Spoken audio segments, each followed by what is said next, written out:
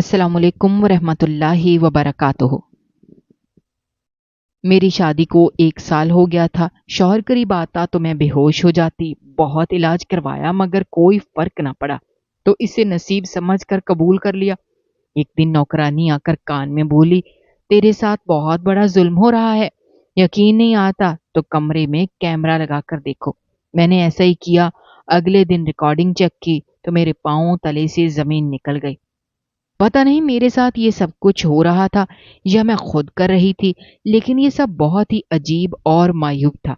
जिसको भी पता चलता वो मुझे ही तनकीद का निशाना बनाता और कहता कि तुम ड्रामा कर रही हो और तुम ऐसा नहीं चाहती हो। मेरा शौहर भी मुझसे बहुत परेशान था। मुझे तो पता ही नहीं था कि मेरे साथ ये सब कुछ क्यों हो रहा था। लेकिन आज किसी के मशवरे पे मैंने इस बात की गहराई तक जाने का फैसला कर लिया, क्योंकि अब इससे मेरी शादीशुदा जिंदगी मुतासिर हो रही थी। मैं अपने शौहर को वो खुशी और रफाकत नहीं दे पा रही थी जिसका वो हकदार था। इसीलिए मैंने कमरे में कैमरा लगा दिया और जब कैमरे की वीडियो देखी तो कदमों के नीचे से जमीन निकल गई, क्योंकि हो कुछ ऐसा रहा था कि मेरा नाम समीना है। मैं अपनी खूबसूरती और जवानी के अरूज पर थी। मेरे लिए कई रिश्ते आते रहे, मगर जब मेरी फुप्पो के बेटे सलीम का रिश्ता आया तो हम सब हैरान रह गए। फुप्पो का मिजाज हमेशा सख्त और तल्ख रहा था। वो हमारे घर कभी भी इस नियत से ना आती थी कि अपनी बहू यहाँ से चुने, मगर जब उनके बेटे ने मेरे लिए रिश्ता भेजा तो सबकी नजरें मुझ पर जम गईं।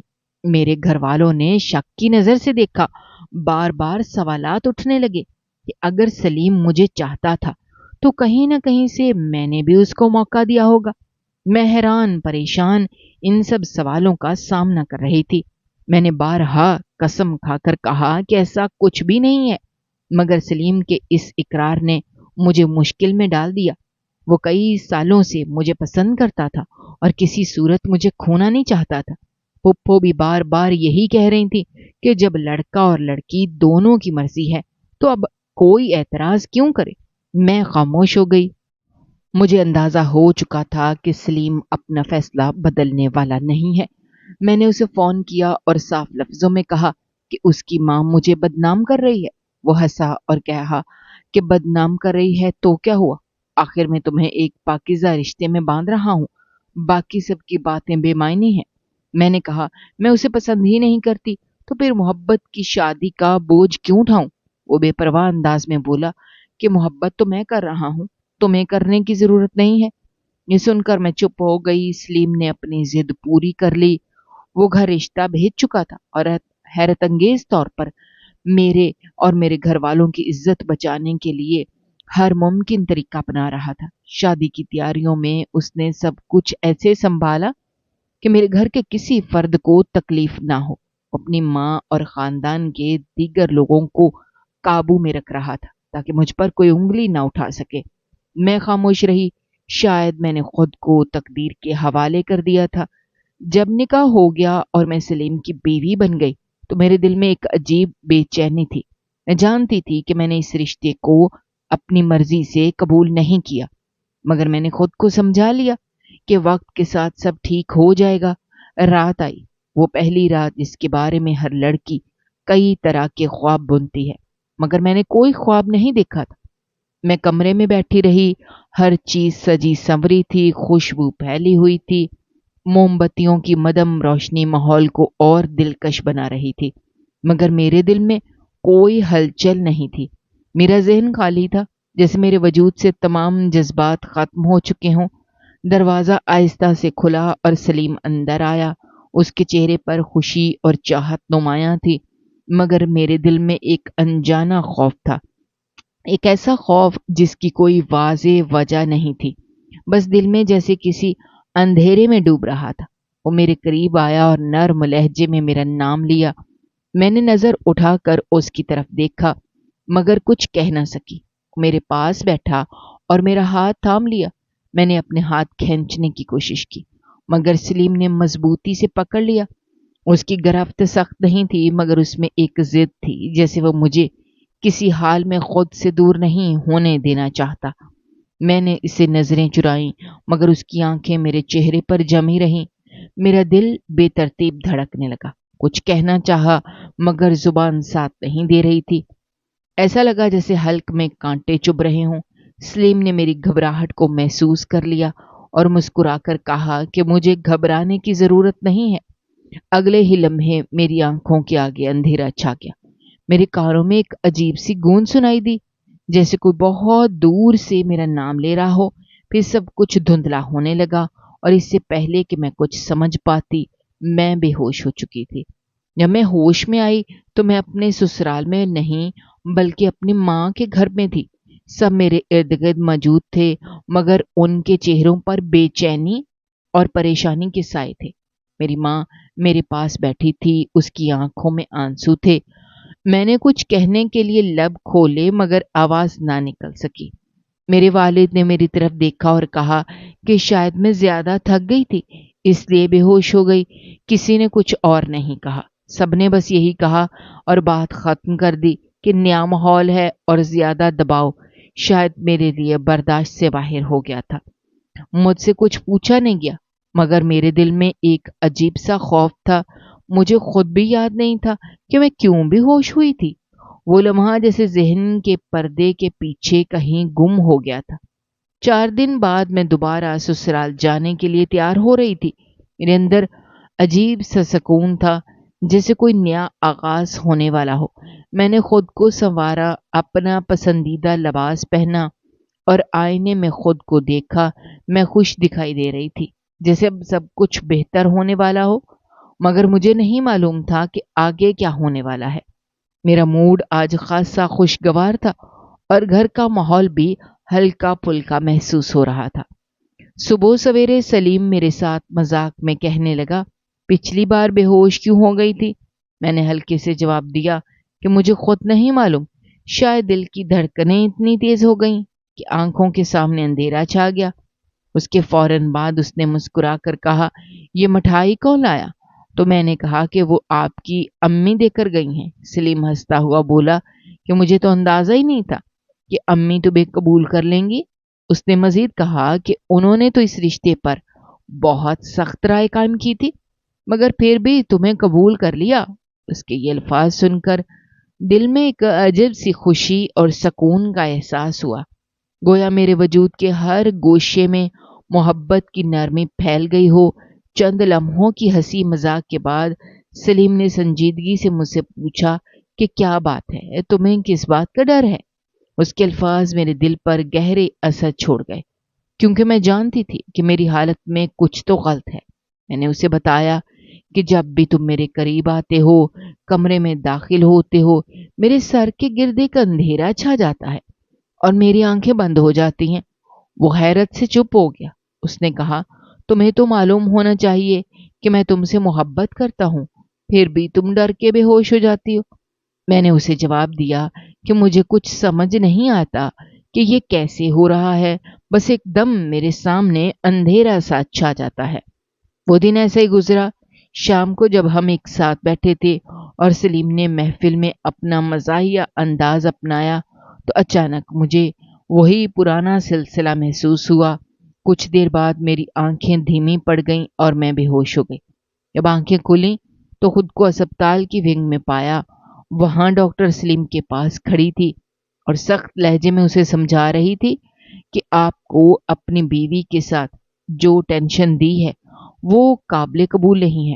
ڈاکٹر کی باتیں سن کر سلیم کے چہرے کا خاموشی کا آئینہ بن گیا۔ مجھے بھی آہستہ آہستہ ہوش آیا اور میں نے ہلکی سی مسکراہٹ کے ساتھ اپنی حالت بتانے کی کوشش کی کہ مجھے کسی نقصان کا سامنا نہیں کرنا پڑا بلکہ یہ صرف تھکن اور ذہنی دباؤ کی وجہ سے ہوا تھا۔ ڈاکٹر نے تسلی دیتے ہوئے کہا، کبھی کبھار ایسے واقعات ذہنی اور جسمانی تھکن کے باعث ہو جاتے ہیں۔ اس کے باوجود سلیم کی طرف سے ہسپتال میں بہت زیادہ فکر مندی اور پریشانی کی کیفیت نظر آ رہی تھی۔ سلیم نے خاموشی سے ڈاکٹر کی بات سنی اور پھر میرے پاس آ کر پوچھا کہ تمہیں واقعی کوئی تکلیف تو نہیں ہوئی؟ میں نے آہستہ سے جواب دیا کہ میں بالکل ٹھیک ہوں، بس کچھ پلوں کے لیے ایسا محسوس ہوا جیسے میرے دل پر بوجھ پڑ گیا ہو۔ مگر میرے دل کے اندر یہ خیال بھی مستقل رہ گیا کہ شاید میرے اندر کوئی ایسی بیماری ہے جس کی نشانی یہ بے ہوشی ہے۔ اسپتال سے گھر واپس جانے کے بعد حالات اور بھی پیچیدہ ہو گئے۔ گھر والوں نے مل جل کر یہ سوچا کہ شاید میری طبیعت میں کوئی کمی ہے اور مجھے کسی ماہر ڈاکٹر کے پاس لے جانا چاہیے، مگر سلیم ہمیشہ اپنے طریقے سے سب کچھ سنبھالنے میں مصروف رہتا۔ اس کے باوجود میری حالت میں کوئی خاص بہتری نہیں آئی۔ ہر روز صبح سے شام تک جب بھی سلیم میرے قریب آتا دل کی دھڑکنیں تیز ہو جاتی اور میری آنکھوں کے آگے اندھیرا چھا جاتا۔ میری آنکھیں ایک دم بند ہو جاتی تھیں۔ گھر والوں نے بھی اس بات کو نوٹ کر لیا کہ میرے اندر ایک عجیب سا خوف چھا گیا ہے۔ گھر کا ماحول کچھ یوں تھا کہ سلیم اپنی محبت اور سنجیدگی کے ساتھ میری دیکھ بھال کرتا، جبکہ میری ساس بھی اپنے انداز میں میرے لیے مزیدار کھانے تیار کرتی تھی اور میری نندیں بھی اپنی محبت اور پیار سے میرے آس پاس رہتی تھیں، مگر میرے اندر کا اضطراب کم نہ ہوا۔ گھر کے کچھ افراد نے میری بیماری کو ذہنی دباؤ کا نتیجہ بتایا اور کہا کہ شاید مجھے کوئی خاص طبی بیماری نہیں ہے، بلکہ یہ صرف تمہارے دل میں چھپے ہوئے خوف کی عکاسی ہے۔ سلیم کی محبت کی شادی میں وقت کا پہیہ ایسے گھوم رہا تھا کہ اسے محسوس ہوتا تھا جیسے اس کی شادی ابھی تک مکمل طور پر نہیں ہوئی ہو۔ وہ ہر لمحہ اپنے اندر کی بے چینی کو چھپانے کی کوشش کرتا اور میرے لیے ہر ممکن کوشش کرتا کہ میں خوش رہوں، مگر جب بھی وہ میرے قریب آتا میرے دل کی دھڑکنیں تیز ہو جاتی تھیں اور میری آنکھوں کے سامنے اندھیرا چھا جاتا تھا۔ یہ سلسلہ اس قدر معمول بن گیا تھا کہ گھر والے بھی اب اسے میری بیماری کا ایک حصہ ماننے لگے تھے۔ سلیم ہر دن صبح اٹھ کر اسی امید میں جی رہا تھا کہ شاید آج کوئی حل مل جائے، شاید آج میں یہ راز جان سکوں کہ مجھے یہ بے ہوشی کیوں آتی ہے۔ ایک دن سلیم نے میرا حال سنجیدگی سے جاننے کے لیے مجھ سے اکیلے بات کرنے کی ٹھانی۔ وہ بیٹھ کر میرے ہاتھ تھامنے لگا اور نرمی سے پوچھا کہ تمہیں واقعی کیا محسوس ہوتا ہے جب میں قریب آتا ہوں؟ میں نے دل کی گہرائیوں سے اس کی بات سنی اور بتایا کہ ایسا محسوس ہوتا ہے جیسے میرے دل کی دھڑکنیں ایک دھیمی دھن میں ڈھل رہی ہوں، جیسے کوئی غیر محسوس بوجھ میرے سینے پر بیٹھا ہو۔ میں نے مزید کہا کہ شاید میری آنکھوں میں ایک غیر متوقع اندھیرا چھا جاتا ہے، جیسے میں کسی گہرے خواب میں کھو جاتی ہوں۔ سلیم نے میرے یہ الفاظ بڑی بے چینی سے سنے اور پھر خاموشی اختیار کر لی۔ اس کی آنکھوں میں میری کیفیت کو سمجھنے کا عزم جھلک رہا تھا، لیکن وہ الفاظ میں بیان نہیں کر پا رہی تھی۔ وقت گزرتا گیا اور میری حالت میں کوئی واضح بہتری نہ آئی۔ گھر والے اور سسرال کے افراد اب اس بات پر بھی اختلاف کرنے لگے تھے کہ شاید مجھے واقعی کوئی بیماری ہے جس کا علاج ضروری ہے۔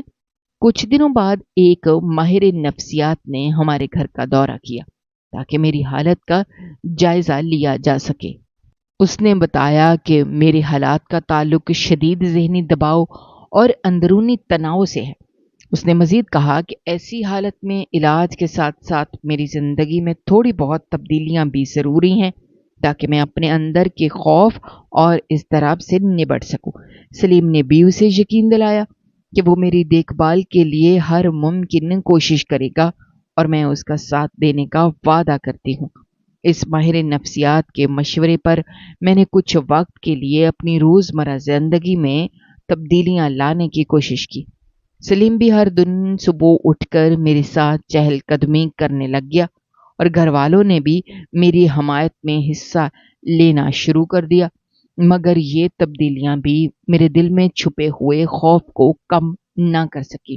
بار بار جب بھی سلیم میرے قریب آتا میرے دل کی دھڑکن بے قابو ہو جاتی تھی اور میری آنکھیں بند ہو جاتی تھی۔ گھر والے اس کو میری بیماری کا سبب مانتے ہوئے میرے لیے مختلف علاج کی ترکیبیں بتانے لگے۔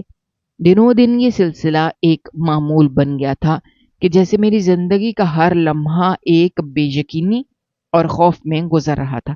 سلیم کی محبت کی شادی کا ماحول تو بظاہر خوشگوار تھا، مگر اس کے پیچھے ایک گہرا راز چھپا ہوا تھا सलीम के चेहरे पर जब भी वो मेरी बेहोशी का जिक्र होता, उसमें छुपी वो बेबसी और फिक्री कैफियत साफ नजर आती थी। वो हर रात अपने दिल को समझाता कि शायद कल एक नया दिन आएगा, कि शायद वो दिन भी हमारी मोहब्बत की खुशबू से भरपूर होगा।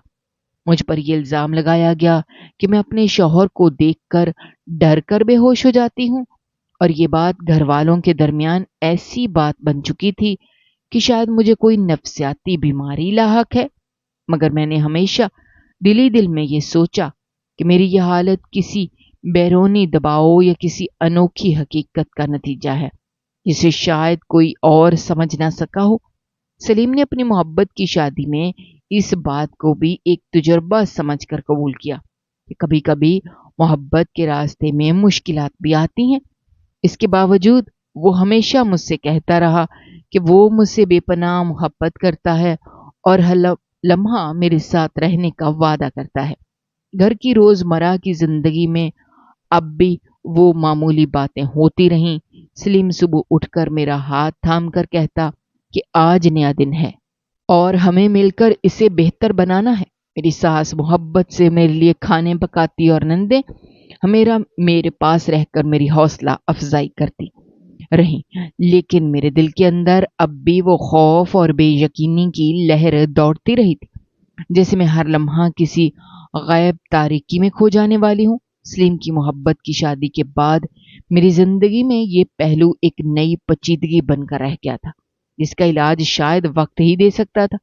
आज भी जब सलीम अपने करीबी बैठकर मेरी तरफ देखता, उसकी आंखों में एक बेचैनी और मोहब्बत का मिक्सचर झलकता। वो हर लम्हा इस बात का एहसास दिलाता, मेरी मोहब्बत और मेरी बेहोशी का सिलसिला दरअसल हमारे रिश्ते की एक गहरी दास्तान है। ये दास्तान शायद मेरे अंदर के खौफ और सलीम की मोहब्बत की शिद्दत को बयान करती है, जो दोनों मिलकर एक पेचीदा मगर बेमिसाल तजर्बे को जन्म देती हैं। घर वालों के मुताबिक मेरी बीमारी तो महज एक आर्जी हालत है, मगर मेरे लिए ये एक दायमी राज बन चुकी है, जिसे मैं हर दिन एक नई उम्मीद के साथ जीने की कोशिश करती हूँ। मेरी जिंदगी के एक ऐसे मरहले में दाखिल हो चुकी थी कि हर दिन एक नए राज और तशवीश के साथ शुरू होता। एक दिन शाम के वक्त जब घर का माहौल खामोश और मामूली सरगर्मियों में मगन था, मेरी नौकरानी मेरे करीब आकर एक अजीब सी बात करने लगी। उसकी आंखों में एक पोशीदा राज की झलक थी, उसके लहजे में संजीदगी थी जिसे मैं हैरान रह गई। उसने कहा कि आपके साथ जो मसला हो रहा है, मुझे उसकी असल वजह मालूम है।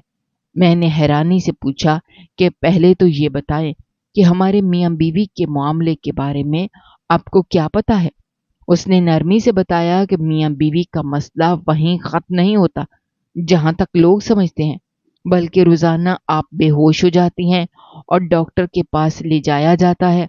ये सबको मालूम है, मगर वो कहती है कि उसे पता है कि ये सब क्यों हो रहा है। उसकी बात सुनकर मेरे दिल में बेचैनी दौड़ गई। मैंने उससे जल्दी से कहा कि मुझे फौरन बताएं कि हकीकत में क्या राज छुपा हुआ है।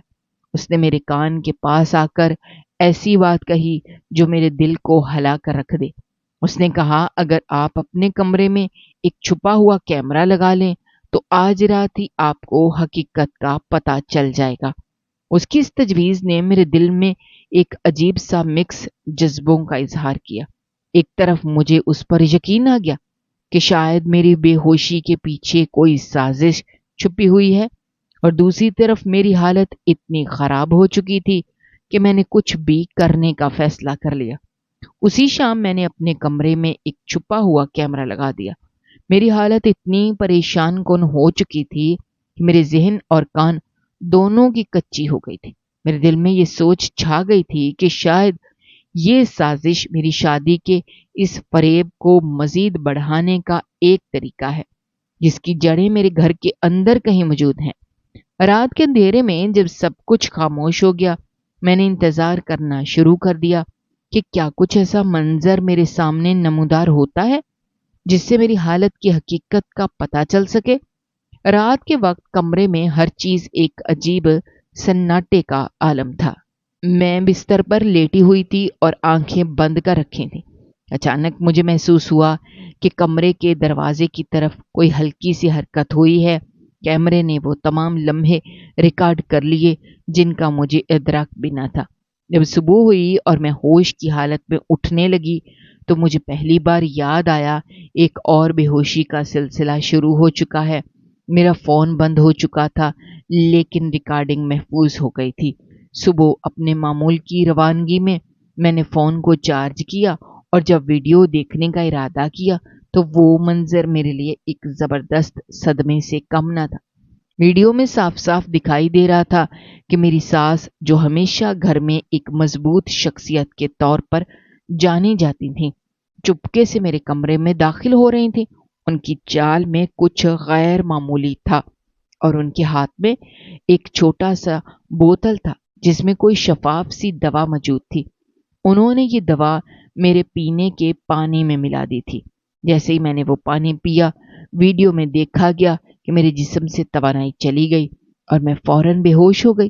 یہ عمل نہ صرف ایک رات کا واقعہ تھا بلکہ یہ سلسلہ روزانہ شام یا رات کے وقت اسی ہی طریقے سے دہرایا جا رہا تھا۔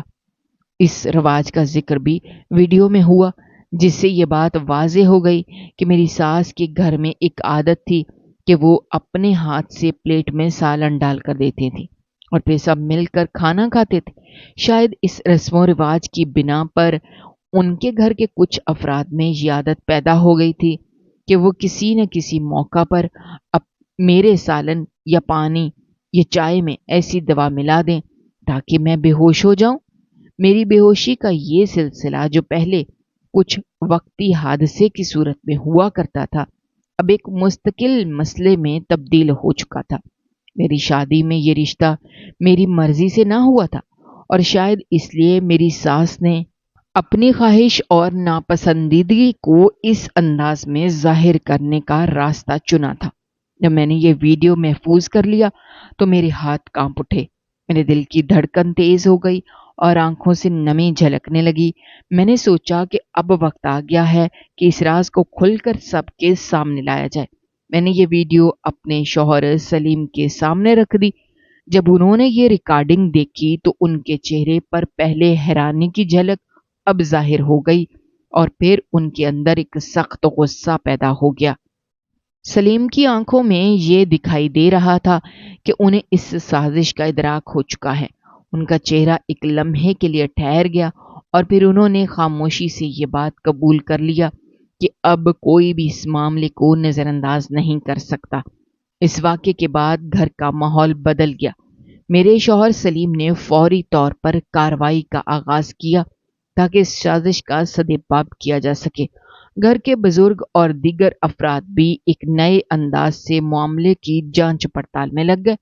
وہ سب اس بات کے شاکی تھے کہ میرے ساتھ کیا ہو رہا ہے اور اس کا تعلق صرف میری طبیعت یا نفسیاتی دباؤ سے نہیں بلکہ ایک منظم سازش سے ہے۔ میری ساس کے چہرے پر اب وہی مسکراہٹ نہیں رہی تھی جو پہلے ہوتی تھی، بلکہ ان کی آنکھوں میں ایک عجیب سی بے چینی اور شیطانی چمک نمودار ہو گئی تھی۔ مجھے اس بات کا یقین ہو گیا کہ یہ سازش میری شادی کو بگاڑنے کے لیے کی جا رہی تھی۔ میری بے ہوشی اور طبیعت کی خرابی کو ایک بیماری کے طور پر پیش کیا جا رہا تھا تاکہ مجھے کسی بھی طرح کا تحفظ مل سکے، مگر حقیقت میں یہ ایک ایسے راز کا پردہ تھا جسے اب کسی بھی قیمت پر چھپایا نہیں جا سکتا تھا۔ میری نوکرانی کی باتیں میرے دل میں گھر کر گئیں اور میں نے فیصلہ کر لیا کہ اب میں اس راز کا پردہ اٹھاؤں گی، چاہے مجھے اس کے لیے کتنی ہی قربانیاں کیوں نہ دینی پڑیں۔ جب میں نے محسوس کیا کہ میرے گھر کا ماحول میں جو کچھ چل رہا ہے اس کا بوجھ صرف میرے دل پر ہی نہیں بلکہ میرے ذہن پر بھی گہرے نشانات چھوڑ چکا ہے، تو میں نے سوچا کہ اب کچھ نیا کرنا ہوگا۔ سلیم کا مسئلہ یہ تھا کہ اسے سب کچھ پتہ چل گیا تھا لیکن وہ اپنی ماں سے کچھ کہہ نہیں سکتا تھا۔ وہ ہر وقت اشاروں میں یہ بتا دیتا کہ اس گھر میں جو کچھ ہو رہا ہے اس کے پیچھے کوئی منظم سازش ہے۔ اس نے بار بار یہ اشارہ دیا کہ میری بے ہوشی اور میری طبیعت میں آنے والی خرابیاں کوئی نفسیاتی بیماری نہیں बल्कि किसी के रचाए हुए खेल का नतीजा हैं। सलीम के अल्फाज में एक सर्द सी सच्चाई थी जो मेरे दिल को दहला कर रख देती थी। वो कहता था कि मैं घर में बिल्कुल भी वो खाना पीना ना खाऊं जो बाहर से आ जाता है, बल्कि सिर्फ वही चीज खाऊं जो मेरे हाथ से पकाई जाए, निकाल कर पेश की जाए। उसकी ये हदायत उस वक्त मेरे लिए एक नई उम्मीद की किरण बन गई। मैंने सलीम के मशवरे पर अमल करना शुरू किया तो जैसे जैसे दिन गुजरते गए मेरे अंदर का वो खौफ और बेयकीनी का साया धीरे धीरे मिटने लगा। मेरी बेहोशी के वाकयात भी कम होने लगे और मैंने महसूस किया शायद ये सब किसी साजिश का हिस्सा था जिसे रोका जा सकता है। कुछ महीने ऐसे ही गुजरे। मैंने सलीम के बताए हुए असूलों पर अमल किया। घर में वही खाना पीना, वही चीजें जिन्हें मैंने खुद तैयार किया था, मेरे हाथों से निकाल कर पेश की गईं। इस नए निज़ाम ने न सिर्फ मेरे जिस्मानी हालात को बेहतर किया, बल्कि मेरे दिल की तनाव भरी दुनिया को भी सुकून पहुंचाया। मैंने महसूस किया कि मेरे अंदर की बेयकीनी कम हो रही है और मेरी जिंदगी में एक नया तवाज़ुन कायम होने लगा है। सलीम ने भी अपनी माजरत और अफसोस का इजहार किया कि उसकी माँ ने मेरी जिंदगी में इतनी बड़ी मुसीबत डाल दी थी और वो खुद बेबस था कि वो कुछ कर तो सके। उस दिन उसने मुझसे कहा कि वो अपनी माँ की वजह से होने वाली तकलीफ के लिए माफी चाहता है, कि वो अपनी तरफ से पूरी कोशिश करता रहा है, लेकिन घर के इस माहौल को बदलना उसके बस की बात न थी। मैंने उसे समझाते हुए कहा कि कोई बात नहीं, वक्त के साथ सब ठीक हो जाएगा। मेरी इस बात में एक गहरा सुकून था जो शायद उस लम्हे मेरे दिल में अपनी जगह बना गया था। हम दोनों ने मिलकर इस मसले को हल करने के ठाने, मगर जैसे जैसे वक्त गुजरा हालात एक नया मोड़ ले गए। सलीम ने महसूस किया कि घर का माहौल और वो तमाम मामूली बातें जिनकी वजह से मेरी सेहत पर बुरा असर पड़ रहा था, इससे बेहतर यही है कि मुझे अलग घर मुहैया कर दिया जाए ताकि मैं अपनी सेहत और सुकून के लिए आज़ादाना माहौल में ज़िंदगी गुजार सकूं। वक्त के साथ सलीम ने मुझे एक अलग घर दे दिया। वो घर कुछ दूर नहीं था, बल्कि एक ऐसे मोहल्ले में था जहां अमन और सुकून की फिजा आम थी। मेरे लिए ये एक नई शुरुआत थी। अब मैं अपने घर में रहती थी और मेरी ज़िंदगी में वही नया तवाज़ुन बरकरार था जो मैंने सलीम के मशवरों पर अमल करके हासिल किया था। मेरे नए घर के करीब ही वो सास का घर भी वाक़ था जहाँ मेरी सास और दीगर घर वाले रहते थे। सलीम भी अक्सर वहाँ जाता, मगर अब हमारे बीच की दूरियां और फासले ने मेरे दिल को पुरसकून कर दिया था। इस नए माहौल में मैंने महसूस किया कि मेरी ज़िंदगी बहुत खूबसूरत और मुस्तहकम हो गई है। यहाँ पहले मैं एक ऐसे घर में रहती थी जहाँ हर दिन एक नए खौफ और बेयकीनी के साए मेरे पीछे लगे रहते थे। अब मेरी नई जिंदगी में वो सब कुछ खत्म हो गया था। मैं अपने घर में हर सुबह एक नई उम्मीद के साथ उठती और शाम को अपने करीब के लोगों के साथ वक्त गुजारती। मेरे अंदर का खौफ आहिस्ता आहिस्ता खत्म हो रहा था और मेरी सेहत भी बेहतर होती जा रही थी। सास और बहू का रिश्ता हमेशा से मुआशरती जिंदगी का एक पेचीदा और मतनाज़े पहलू रहा है। अगर इस रिश्ते में मोहब्बत और एतमाद के बजाय एक गैर मुतवक्को नफरत की लहरें महसूस की जाती हैं जिसका कोई वाज़ेह सबब मालूम नहीं होता। कई मर्तबा ऐसा देखा गया कि सास और बहू के दरमियान मामूली इख्तलाफात एक बड़े झगड़े की शक्ल इख्तियार कर लेते हैं, जिससे वो दोनों इतराफ के दिलों में बेचैनी और नफरत के बीज बोए जाते हैं। इसकी जड़ें अमूमन ज़ाती तजर्बात, रवायती इक़दार और ज़हनी तंग नज़री में छुपी होती हैं।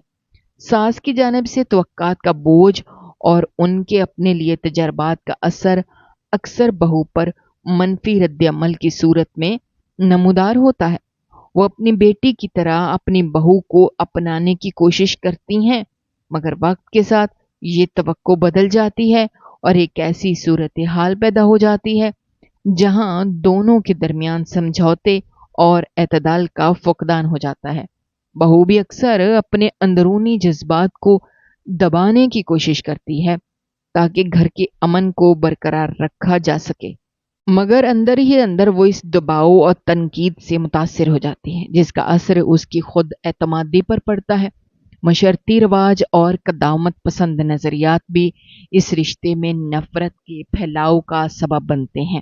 بہت سے مواقع پر خاندان کے بزرگ اس بات پر زور دیتے ہیں کہ بہو کو اپنی جگہ قبول کر لینا چاہیے اور ساس کو اپنے عہدے داری سے باز رہنا چاہیے، مگر حقیقت میں یہ دونوں اپنے اپنے نظریات اور تجربات کی بنا پر ایک دوسرے کو قبول کرنے میں ناکام رہتے ہیں۔ ساس کو اپنی بیٹی کی جگہ کسی اور کو دیکھنا مشکل لگتا ہے اور بہو کو ساس کی سختی اور ان کے انداز کی وجہ سے تنقید کا سامنا کرنا پڑتا ہے۔ ان سب عوامل کے علاوہ ذاتی حسد، فکری عدم مطابقت اور کبھی کبھار سابقہ تعلقات کے زخم بھی اس رشتے کو خراب کر دیتے ہیں۔ اکثر یہ بھی دیکھا گیا ہے کہ ساس اپنی ذاتی ناکامیوں اور مایوسیوں کا بوجھ اپنی بہو پر منتقل کر دیتی ہے، جس سے رشتے میں ایک غیر ضروری دوری پیدا ہو جاتی ہے۔ بہو بھی اس تنقیدی رویے کا جواب دیتے ہوئے خود کو تنہا محسوس کرتی ہے اور ان دونوں کے درمیان غلط فہمیوں کا سلسلہ چلتا رہتا ہے۔ آخر کار یہ کہنا غلط نہ ہوگا کہ ساس اور بہو کا رشتہ ایک پیچیدہ سماجی اور نفسیاتی معمہ ہے جس کی تہ میں بہت سے عوامل کار فرما ہیں۔ کبھی کبھار محبت اور احترام کی بنیاد پر یہ رشتہ مضبوط ہوتا ہے، مگر اکثر نفسیاتی پیچیدگیوں اور روایتی نظریات کی وجہ سے اس میں نفرت کا عنصر شامل ہو جاتا ہے۔ شاید یہی وجہ ہے کہ ہمیں آج تک اس بات کا پتہ نہیں چل سکا کہ اس رشتے میں اصل میں نفرت کیوں ہے، کیونکہ ہر خاندان اور ہر فرد کے تجربات مختلف ہوتے ہیں۔ ناظرین، ہماری آج کی یہ کہانی آپ کو کیسی لگی؟ کمنٹ باکس میں اپنی رائے کا اظہار کرنا مت بھولیے گا، اور اگر آپ ہمارے چینل پر نئے ہیں تو چینل کو سبسکرائب کرنا بھی مت بھولیے گا۔ شکریہ۔ اللہ حافظ۔